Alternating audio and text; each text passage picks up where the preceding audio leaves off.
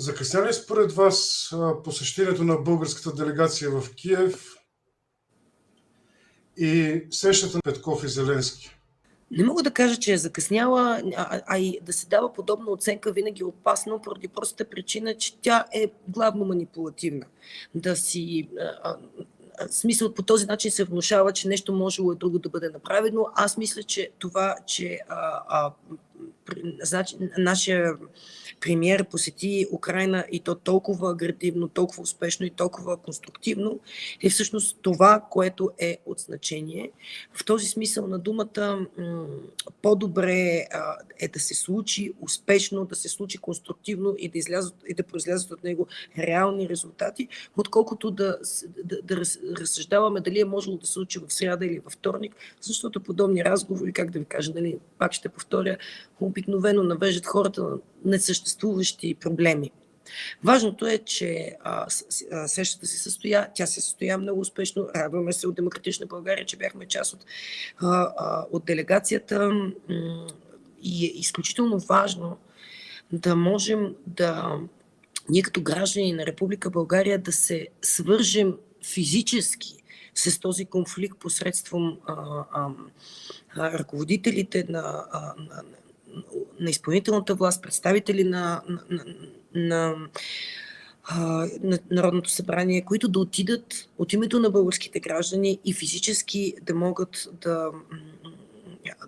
да усетят, да видят и да са в този конфликт, за да може и ние като граждани да се чувстваме свързани с трагедията, която се случва там, а не тя просто да бъде поредната новина и поредния кадър, който виждаме всеки ден вече в почти 2 месеца.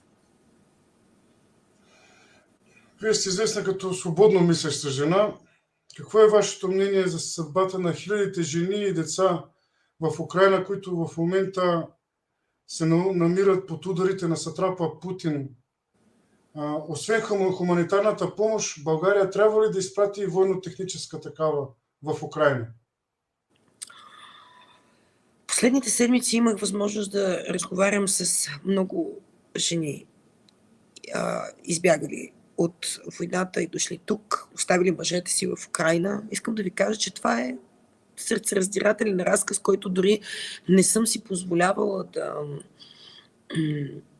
да коментирам на профила си във Фейсбук, нито по някакъв начин емоционално да манипулирам аудиторията, но мога да кажа, че се преживява много тежко. Много тежко се преживяват тези срещи. Да видиш жени, които буквално до преди 2 месеца са имали живот хубав като моя, като вашия. Както казваше една от майките, с които разговаряхме, ние имахме прекрасен живот. Нищо това, което Путин казва, не е вярно. Имахме кола, имахме дом, имахме професии, ходехме на почивки. Всичко свърши в рамките на един ден. Целият ни прекрасен, уреден живот. Няма абсолютно никакъв начин да остане човек равнодушен. Няма никакъв начин дори да не започне да плаче всеки път, когато разговаря с тези майки.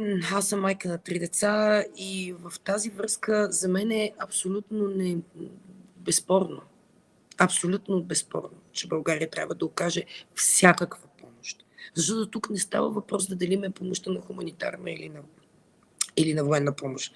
Независимо, че много политически лица, медии се опитват да манипулират тази тема, да разделят едната помощ от другата помощ. Но както каза и самия външен министър на Украйна, когато посети Народното събрание на изложбата, организирана от мен и от Демократична България, с снимки от войната в Украйна, те имат нужда от всякаква помощ, имат нужда от военна помощ, защото трябва да се защитят. Те няма как да се защитят домовете, няма как да се защитят живота, физическото оцеляване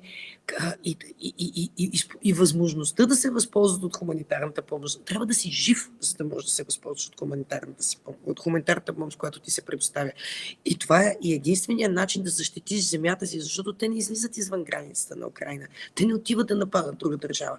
Те имат нужда да се защитят в рамките на собствената си държава. И тук отговора, който ние трябва да дадем като политици, е в голяма степен свързан с моралната оценка и демократичните устои, които ние защитаваме. В голяма степен ние трябва да можем да дефинираме кое е най-важното за нас. Най-важното за нас е патриотичната идея за върховенството на суверенитета на една държава. Защото имайте предвид, че суверенитета и неговото върховенство е това, което всеки един човек, в момента, в който го оцени и започне да го защитава, той всъщност вече е патриот, независимо как той сам себе си се нарича. В този смисъл на думата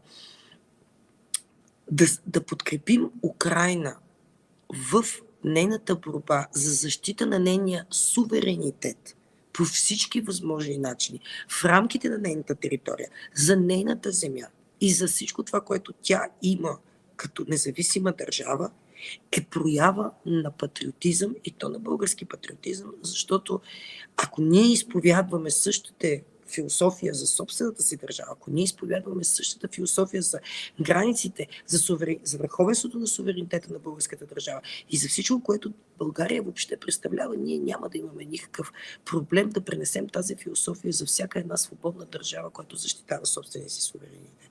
Каква е вашата прогноза? Ако България изпрати военно-техническа помощ в Украйна, това ще доведе ли до нови парламентарни избори? Както знаете, предстои гласуването на решението дали да се възложи на Министерски съвет да изпрати военно-техническа помощ в Украйна. Предстои в Народното събрание идните дни. Няма да давам никакъв коментар на политическия контекст, защото това решение трябва да бъде гласувано наистина в унисон с моралните и патриотични разбирания на всеки един от народните представители. В този смисъл на думата, гласуването в Народното събрание ще отразява нашата и трябва да отразява нашето вътрешно разбиране как ние точно трябва да помогнем на Украйна. Трябва да отразява нашата вътрешна философия. В този смисъл на думата, позицията на Демократична България е абсолютно ясна. Тя не се е променяла по никакъв начин. Може би сме единствената политическа сила, която заяви абсолютно безспорно какво трябва да бъде направено още от първия ден. В този смисъл на думата бих изчакала гласуването в Народното събрание, защото все пак Народното събрание е върховният орган на Република България и най-вече няма нужда този тъй важен въпрос в този тъй важен световен момент, защото това е момент, който е важен за целия свят, да го коментираме от гледна точка на моментното състояние на коалицията в България. Съвсем други мисли ще има в главата ми, когато вземам своето решение и гласувам и дам своя глас като народен представител. Благодаря ви за това интервю, госпожо Белобрадова. За мен беше голямо удоволствие. И за мен беше голямо удоволствие. Благодаря много.